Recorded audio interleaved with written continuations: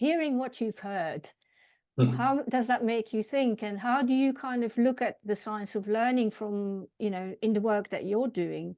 And as a startup or an entrepreneur in the EdTech space or the AI ed space, what would you like to get out of the science of learning community, and how do you want to establish, or how do you see a dialogue working?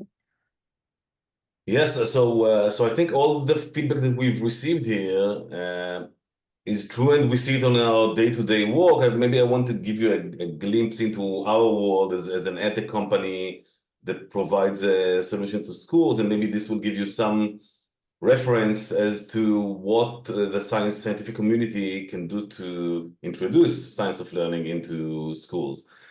So education, in the world of education, one problem is students' progress. It's surprisingly, it's only one of the problems, not the only problem. I mean, it's definitely students' progress is not satisfactory on average. Definitely when you look at the specific populations, and Christine touched the diversity issue here.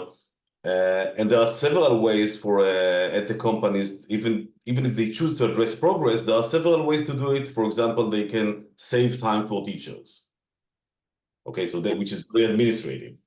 But clearly the holy grail to improve something in students' progress is by introducing some instructional elements that are backed by science. But that's the hardest way. Why is it the hardest way? Because as an EdTech company, our interest is in tackling systemic pains and in tackling them with solutions that can be widely adopted. And sometimes this does not align with following science.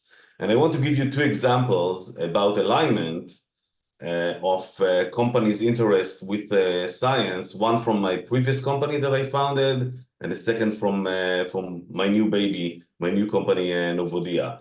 So my previous company, named Amplio Learning, the goal was to bring science and scientific processes into the unique world of special education. I mean special education in the American sense, where it's 1 out of 7 students. We started with speech and language disorders. Because my son stutters, this was the impetus for the company. We extended to dyslexia. What you find out in the world of special education is that the journals have endless numbers of evidence-based methodologies, many rooted in science of learning, profound data.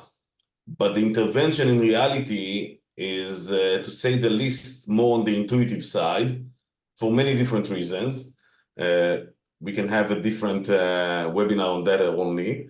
And at Amplio, what we did is to develop a platform that assists special education professionals in many different ways, some of them very prosaic, and their administrators.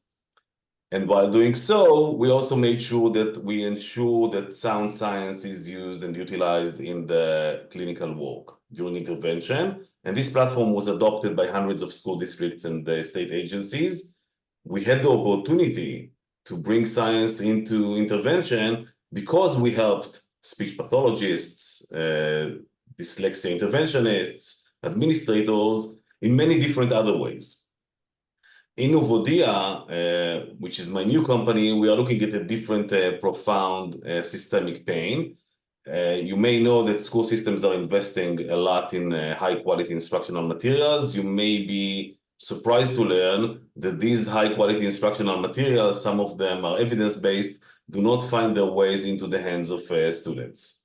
So 70% of what is actually shown, used, trained in the classroom is teacher-sourced content from YouTube, from Kahoot, or other open sources. Sometimes it's good, sometimes it's not. By the way, for good reasons. The teachers want to engage their students. They want to personalize not only to the skill level, which is very common, but also to the interest, to the culture, to the background, to the language, all good reasons. But by doing so, what happens is that the rigor of district vetted content is lost. And with that, the science is lost. So in reality, science stays this time, not in the academia, it stays in the district.